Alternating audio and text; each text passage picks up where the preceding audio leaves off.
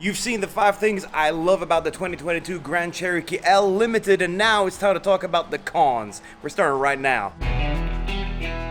Now, I know that looks are subjective, but if you ask me, I think the previous generation looked much better. I like the front end of this car a lot, but the side profile is uninspired in this trim. It looks a lot better with the two-tone colors you get with the Overland trim, but that starts at $10,000 more than this. However, on the move, it looks pretty impressive, but that's mostly due to the size of the thing. The rear is pretty meh. They could have done a bit more with the design, but here's hoping an SRT version releases soon that stands out more from the crown. How about you? Do you like it? Let me know in the comments below. The interior of the Grand Cherokee L Limited is quite nice, but there are some weird bits that feel like an afterthought. For example, check out this. Right? This is not easy to open, by the way, by any means. Ugh. There we go. Like this bit, for example, isn't rounded off. It's very sharp.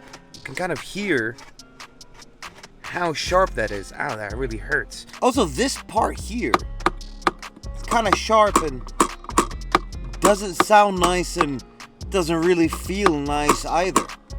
Listen to that. The doors don't sound too nice either.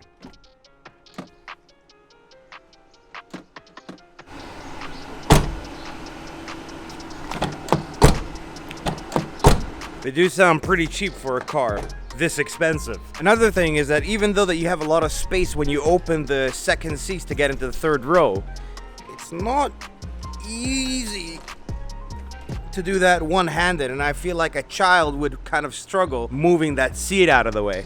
So when you push it back, it doesn't go all the way back to its previous position, so you gotta reach down here and grab the handle and then move it back. While we're back here, the front seats do get ventilation, while the rear seats only get heated seats, which is kind of pointless here in the Middle East.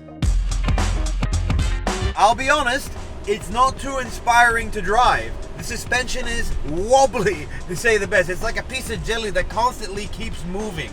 It's very jittery at the back end as well, sort of like an unloaded pickup. Going through corners, you have huge amounts of roll, so you want to do that slowly to keep your composure. If you're moving into the Grand Cherokee from something smaller, you'll have to take corners a bit slower than you're used to. It has huge amounts of lean, and it's quite kind of uncomfortable to do that because the seats don't have that much bolstering.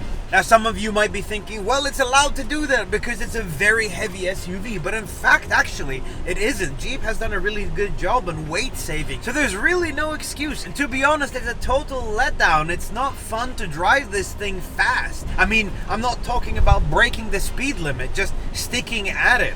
It doesn't give you the confidence to stay at that speed, especially with other cars on the road, and whenever you brake, the whole thing nosedives. It doesn't feel like it's connected properly to the road. And to be honest with you, I felt more confident driving my Ram 1500 Rebel than this. But that truck had 4-corner air suspension, where in this, you can't even choose it in the configurator. It's weird. Even if you go up to the Summit Reserve, there's no way you can get air suspension with a Grand Cherokee L right now, at least as of recording. But if you go to the Ram configurator, you can add 4-corner air suspension. What is up with that? And for those wondering why I'm comparing Jeep and Ram, it's because they're part of the same automotive group, Stellantis, and they share a lot of things between them, like engines or infotainment system, some switches you'll see carried over from all of their brands, and that's why I'm wondering why one brand gets air suspension and the other doesn't.